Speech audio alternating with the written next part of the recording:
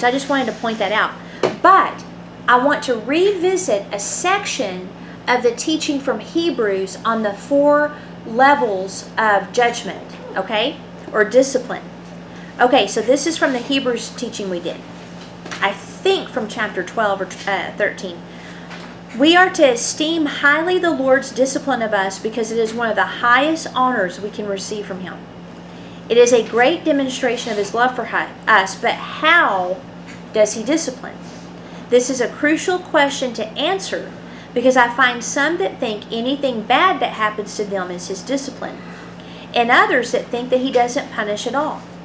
The word discipline is paideia and is instruction. It did evolve to mean chastening because of all effectual instruction for the sinful children of men includes and implies chastening or correction. I believe this shows a progression of discipline if we refuse to hear, which we'll get to in a second. There are 3 other Greek words used for chastisement or discipline. One is nouthesia, and that is instruction by the word. Okay, so that's the first part. He wants to teach you by His word. Then comes paideia, which is by deed. So now you're going to join action with what you learn. Kalasis is another word. It means penal infliction, and punishment. And then timoria, which is penalty, punishment, which denote penal retribution, while paideia speaks of correction, educative discipline. 2 refer to imprisonment. So the kalasis and timoria refer to a judgment has been given of guilty. Now you will suffer the consequences of that guilty verdict. The first 2 are attempts through word and deed to train us and to correct our course so that we don't have to go into the guilt verdict. Does that make sense? So, what's important to understand is that the ministry of Elijah is a duel between the true God and their gods. So, Omri had supposedly converted to Yahwehism, but again, we don't know which one. Then you get Ahab and Jezebel in a period of violent persecution of Yahwehism, because now the lipstick is off the pig, right? There's no lipstick on the pig. There's no, we're trying to say this is Yahwehism when it's not. Now everybody knows we are full-blown Baalism in contrast to Yahwehism. So now, the drought. Why a drought? Because Baal claimed authority over storms and fertility. Right? And I think Kathy had taught us that a long time ago. So this is a direct target. God has pronounced Baal guilty, and therefore He's going to bring a judgment on Baal, and that is a drought. Now it's like, okay, if your God is real, where's the rain? Okay, so that's what's happening. If your God is real and He's over rain, where is He? If He's over fertility, where are all the crops? There's no crops. So this is what's happening. This is still a corrective measure. Okay, He's trying to get their heart to turn back to Him as a nation. Okay, Ahab unfortunately didn't see that way. He thought the drought was Baal's displeasure at Elijah's blasphemy. That's the problem with deception. Now, what's interesting about Elijah, before we go on, is where he came from. Tishbe in Gilead is possibly a place 22 miles south of the Sea of Galilee. What makes that interesting is Jesus is from Galilee. He also came to represent the true nature of God to the people of Israel.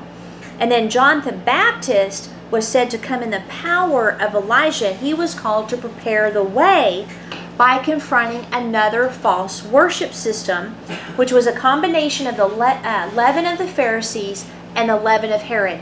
That is a political and religious union for a common goal. Anytime the government says they're doing things for your good, it's a lie. There's usually money. There's usually power. We're going to see another union of political and religious at the end of the age. So the great harlot, right, that sits on the dragon and drinks the blood of the saints, That is a union between Antichrist and the great harlot, which is a false worship system. And actually the Antichrist is the one that destroys Babylon. So Jezebel has come to epitomize that harlot. Okay? So we'll see this combination of the two, the political and religious, again. Okay, now this is important to remember. Counterfeit religious systems and leaders can appear very righteous and even convincing when it comes to their views of all roads lead to the same place, and we must unify with those of other faiths. Kathy, did you know that? Jesus is inclusive. He's a socialist. I mean, he took care of everybody, and then after he was gone, everybody took care of everybody. They forget that, Paul said, hey, if you don't work, you don't eat. You don't give stuff to people that are lazy and refuse to eat. If they don't eat, they starve to death. Okay, so there was no socialism with Jesus. Ahab was on good terms with prophets of Yahweh. Again, what Yahweh? Which Yahweh were they worshiping? Because it could not be the true one. In fact, he had 400 prophets of Yahweh, which we'll find out in a later story. He even named his children with Yahweh's names. Ahaziah, Jehoram, Athaliah, all of these had the name Yahweh in there. But it was all a front for the deception instituted by Jeroboam. Therefore, God sent Elijah, whose very name means, my God is Lord. Now look past this time to the future. Okay? The sons of Greece will go to war with the sons of Zion. What does that mean? Greece epitomizes the thinking that knowledge is power. Religious institutions, social institutions, think tanks, etc. The sons of Zion are those who their sole purpose is they exist to worship God, and that's it. That's it. So there's going to be a growing, and we're not going to start it, but there's going to be a growing conflict between the religious system that will hearken in the Antichrist and those that refuse to bow the knee. In Daniel 11, it says that some of those will try to join us by intrigue. So you'll see a return to the underground church. Now, whether that happens in all the world, I am not inclined to believe. I think that's why right now you see a positioning of states and a positioning of countries. Like there's a lot of good stuff going on in like Brazil and Portugal and all those little countries that no one pays attention to. There's a reason for that, because there's a God move. Okay? Now you got big ones like England and France and us and Russia and all that, where they get all the attention, and rightfully so to a degree. But if everybody was to take the mark of the Antichrist, there would be no one left after. Okay, so not everyone is going to take the mark, including unbelievers. So there will be a mixture there. I think our goal is to make sure America is not included in that. But what you'll see is more and more government-endorsed religious systems and unifications. Even the Pope, he's opened it up to all faiths. Okay, so that's what's happening in the world. You can see that in this. Everybody's got to take the vaccine. I mean, it's this. I think it's that same type mentality.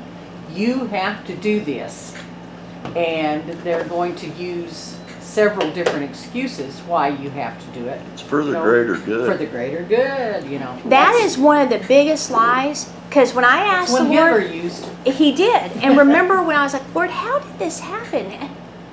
What the heck? How did we end up closing down our country and churches being closed for the first time since 16-something?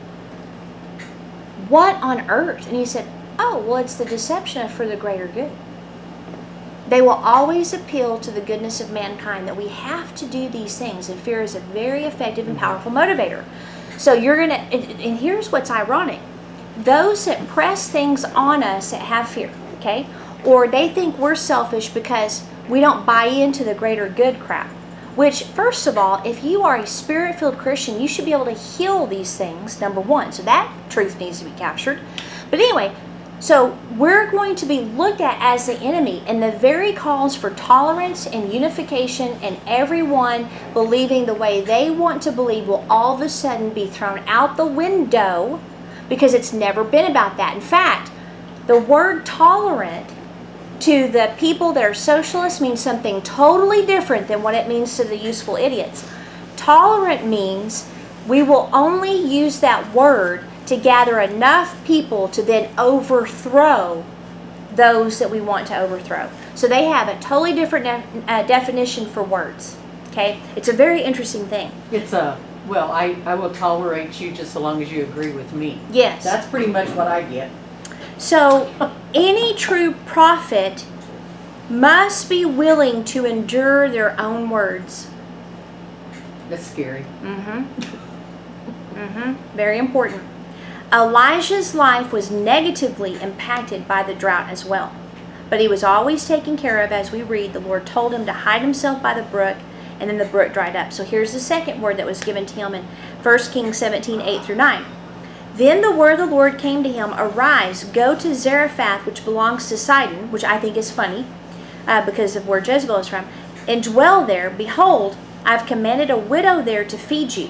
Now Zarephath is in what we would call Lebanon today.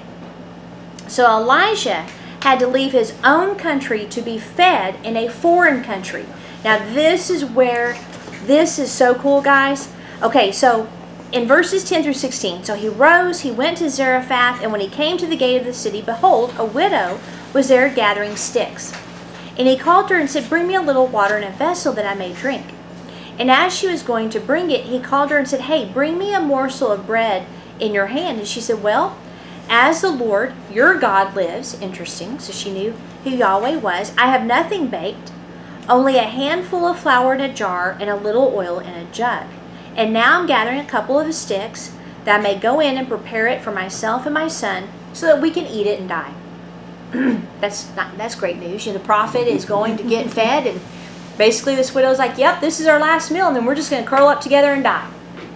Okay, well, he said, Do not fear. Go and do as you have said, but make me a little cake of it and bring it to me, and then afterward make something for yourself and your son. What? Elijah, you narcissistic, low empathy psychopath, you. The poor widow? Now here's what's happening. He's instituting a spiritual law. You get a blessing of a prophet if you honor a prophet.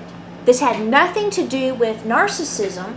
This had to do with, in order for this widow to survive, she was going to have to feed him first, because that would trigger that law, and then it would open the door to provision. Okay? So, she did, which is amazing. Then he said, Thus says the Lord, the God of Israel, the jar of flour shall not be spent, and the jug of oil shall not be empty, until the day that the Lord sends rain upon the earth.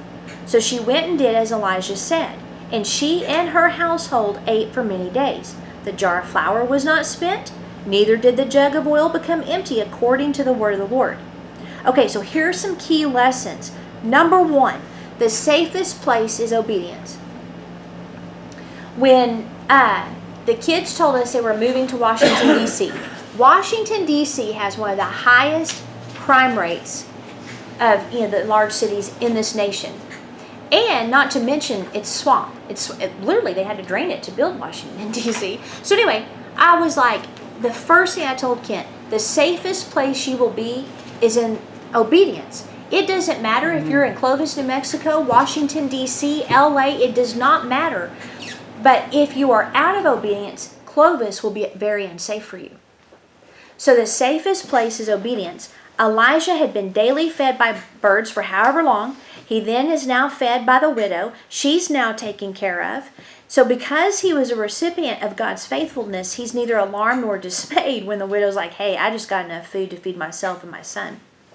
Number two, recognizing the Lord in others.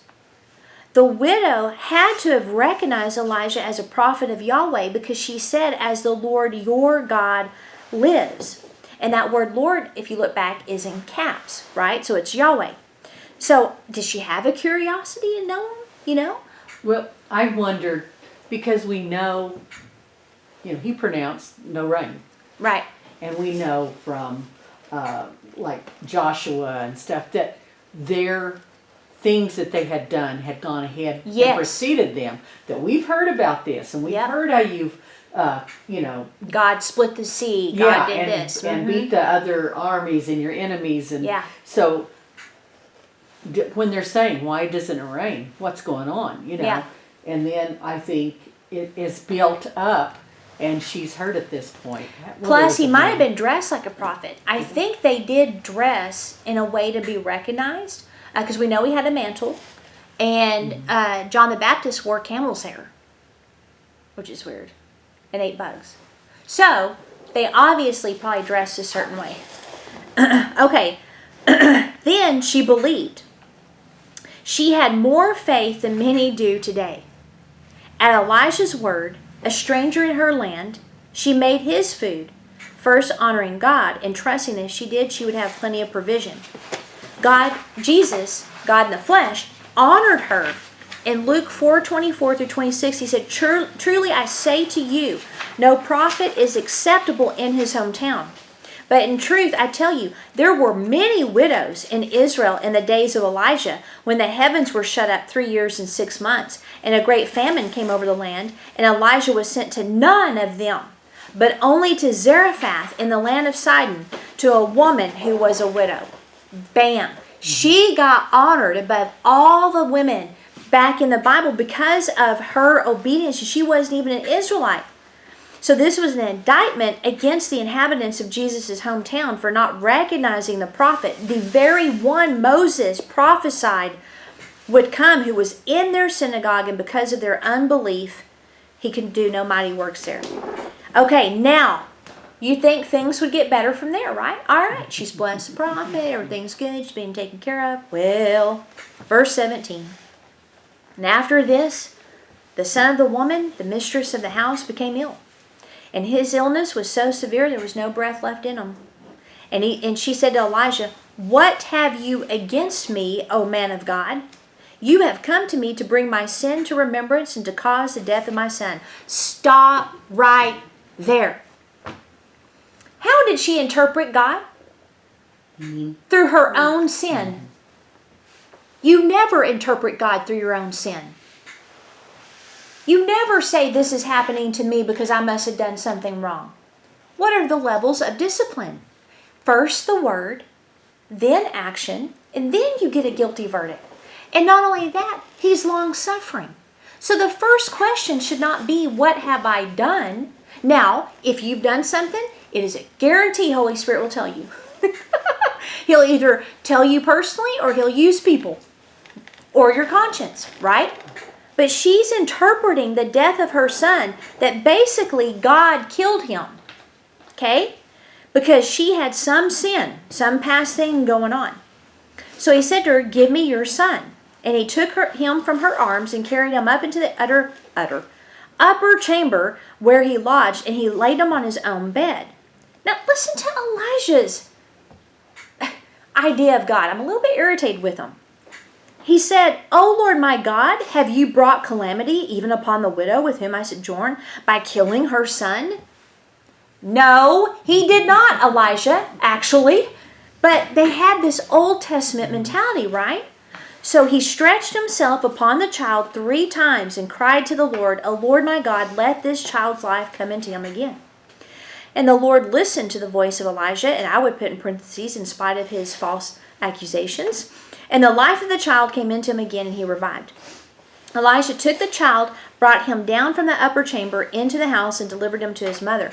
And Elijah said, See, your son lives. And the woman said, Now I know that you are a man of God, and the word of the Lord is in your mouth. Okay, now, like we said, she thought that God killed her son because of some sin. And this is the response most Christians have to trials and tragedy and tribulations. This is a performance-based mindset. Okay? Now, obviously, we can open ourselves up to tragedy through sin or even prayerlessness. Offense, ignoring wisdom. There's so many things. But here's what I want you to see. God sent Elijah to this woman not only to keep him alive during a famine, but to resurrect her son In other words, God sent the answer before the problem. Can we add one more thing that I think, because we know that because he did this 3 times, I think it was a prophetic sign, even though he didn't know what it was. 3 days. 3 days, and then he will rise again. So I think even though Elijah didn't understand what he was doing, Right. because that makes no sense. 1 time, 5 times, 3 times, whatever. Right. But 3 times, then I think that and we have that recorded, that is a sign for us of Jesus. And to not stop praying. You know, I prayed, it didn't work. Well, in obedience, Elijah, like I said right here, we know Elijah didn't understand because of what he said. But God evidently told him what to do. Yes, and he led did. him what to do. He did it. So it tells us that we do not have to understand always. That's true. That's true. We just have to be obedient. Obedient. Now Yep. later on we may understand, or we might not. I doubt if Elijah understood. You know, he may not have ever understood. Well, and we know that he had problems because remember he could not get intimate with the Lord. Remember, he couldn't get past his task, and the harshness of God to him was very real versus the long suffering. But I just thought, you know, here, like you said, you got Elijah who thought the same way. You know, he agreed with but he didn't say so. I thought that was interesting. He waited until he went to his private quarters, and then he said, "What did you kill this kid? I mean, we got to fix this here." But to me, okay, Paul called the Old Testament the ministry of death. It was definitely the law. If you don't keep the law, you get stoned to death. If you don't keep the law, blah, blah. So there's definitely that mentality that was created. But the idea that God sent the answer before the problem is intriguing. Okay, so what that tells me is whatever problem you're having, look around. There's already a solution. Look around. It's like Elisha, when he went to the lady that the oil, she needed money to pay her debt or they were going to take her kid, right? He said, here's what you need to do. Get a whole bunch of jars, fill them up. There was a problem. She had to find a solution. The solution was in her house. So don't look at the problem, because if you look at the problem, you will not see the solution. When I was looking at our debt problem, what did God do? He gave me a business idea. That I had skills that were already in my house that I could use, right? That's what I'm talking about. You have a solution, whether it's a person, it's a skill, it's a word, it's a direction, whatever it is. Now, again, you know, Elijah and this lady are in a time where God is sanctioning apparent genocide of entire nations, right? He was like, wipe all of these people out. Well, again, it was because of the giants. He didn't just pick nations and say kill them all. They had giants. There was corruption. So when you look at, okay, why would God say stone a child that's rebellious? Why would God say stone an adulterer? Why would God wipe out entire nations? Why was it necessary? Because there was no answer to sin. So sin will spread, right? There was no answer to it. So the only thing that was going to preserve a nation before Jesus came was a very strict interaction with specific sins. Now, Jesus is the solution to sin. Jesus came to restore, as the last Adam, that which was lost. The nature of God in man and all that meant before the fall. Authority, connection, God consciousness versus sin consciousness, presence, brilliance, divine health, prosperity, soul peace, and most importantly, freedom from the dominion or domination of sin. Now, in the Passion Translation in Romans, it said, could it be any clearer that our former identity is now and forever deprived of its power? For we were co-crucified with him to dismantle the stronghold of sin within us, so that we would not continue to live as one moment longer submitted to sin's power.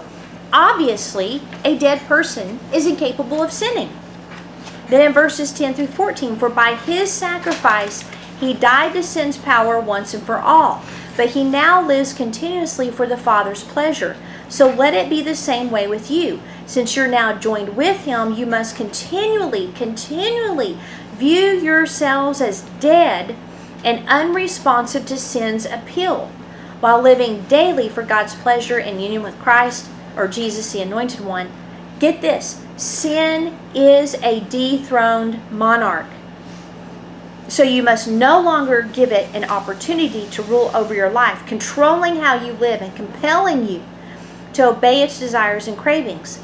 So then, refuse to answer its call to surrender your body as a tool for wickedness. Instead, passionately answer God's call to keep yielding your body to Him as one who has now experienced resurrection life. You live now for His pleasure, ready to be used for His noble purpose. Remember this, sin will not conquer you. God already has. You are not governed by law, but governed by the reign of the grace of God. Now, verse 14 is very important. The secret to living your new life in Christ is to not be governed by the law, but be ruled by grace. Why? 1 Corinthians 15:56. Sin gives death its sting, and the law gives sin its power. So the law empowers sin. The payment or wages of sin is death. The way to stop sinning is to be ruled by grace, not the law. Okay, so that's why you cannot go to the law of performance. I did this, therefore this is happening to me. That's not how it works. It's grace. That's the working of the Holy Spirit inside you that then begins to manifest outwardly in life. So Holy Spirit translates the new nature, which was not a reality in the Old Testament, into your soul through discipleship, study of the Word, presence, and this begins to dominate your outward life. The work of the law was external, meant to tutor Israel for their need of a Savior. The work of Jesus is internal, and it transforms all areas of our life. The only law is the law of love. Okay, so if we go back to the perception of the widow and Elijah, both interacted with God the only way they knew how. Death. That's the only way they knew how. But God's will has always been life. He didn't need convincing to resurrect the young man. It doesn't say that the Bible responded to Elijah's argument. He listened to his voice. Okay? Now that's important. God, you cannot stiff-arm him. He doesn't need to be stiff-armed. In fact, he is anxiously sitting on the edge of his throne to pour out blessing. You don't have to stiff-arm him for that. You just need to ask. The word voice is a voice, a sound, a noise, a cry. It can refer to any sound, including the Lord's voice as well as human. We see Elijah cried to the Lord, let this child's life come into him again. That is the sound the Lord responded to. Because the first wasn't a decree of life, it was an accusation of death against the Lord. Okay? It's the war of sound. We're back to it again. What sound are we releasing?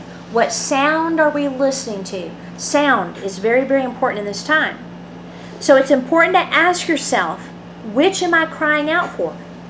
Am I responding to things in my life with an undercurrent of blame toward God? Blame toward myself? Is my response performance-based? Or do you scan the room for the solution God has already provided and then apply that? Scan, not scam. Okay, now thank goodness Elijah had a cry of resurrection in there, or that boy would not have been resurrected. This is a huge subject. I'm only scanning the surface. I would encourage you to study this more. Examine your words, examine your thoughts, because know this, thoughts are heard just as loud in heaven as voices, right? So there's a sound that may be warring inside of your head, and you need to be aware of that. Okay, there's a verse that says we should fear him who can kill the body and send the soul to hell. Let's break that down. The first thing is death is an enemy to God. In 1 Corinthians 15:25-26, it says, he must reign until he's put all enemies under his feet. The last enemy to be destroyed is death. The source of death is the devil. John 10:10 says the thief comes only to steal, kill, and destroy. I came they may have life and have it abundantly. John 8:44, you are of your father the devil, and your will is to do your father's desires. He was a murderer from the beginning and does not stand in the truth because there's no truth in him. When he lies, he speaks out of his own character because he's a liar and a father of lies. So who killed the little boy? Right? The devil. Jesus is the Father in the flesh, right? So when he came to represent the Father, he said, when you see me, you see the Father. He's eternal. Therefore, all the way back to this instance, it was not God who killed this boy. It was the devil. So, the word sting, back in 1 Corinthians 15:56, which the sting of death is sin, means, get this, I had no idea, the power or ability to kill or destroy. So the power or ability to kill or destroy is sin, implying that sin can open us up to death. Hence, the wages or payment of sin is death. Jesus came and destroyed the power or the rule of sin, freeing us from it. He also became our mercy seat, so that if we sin, we can confess it. He's our lawyer, and he ensures that we get a verdict of innocent. This is the beauty of the work of Jesus. The devil steals, kills, and destroys. God's response to his work was to destroy it through his son on the cross, the blood, and the resurrection. Meaning if you sin, the cross and the blood cover that. Then, any part of your life that's attacked by death, he can resurrect. But here's the conclusion. Death is not from God. He does not kill people. If someone dies where it says he will kill the flesh to save the soul, that person must be, what did we learn? Delivered, right? Delivered that one over to Satan. That's how that works. So God has no death in him. It's impossible. It'd be like, a light bulb not working because electricity is getting to it. It's not the electricity's fault, it's the light bulb.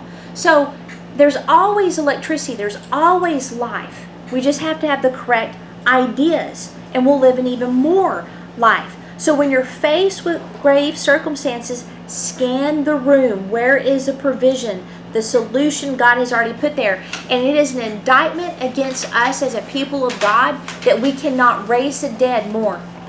It really is. Because the solution for dead kids is people that can resurrect them. You know what I mean? And we've been so concerned with other things that, your chances of finding someone to resurrect anybody is going to be almost 0%.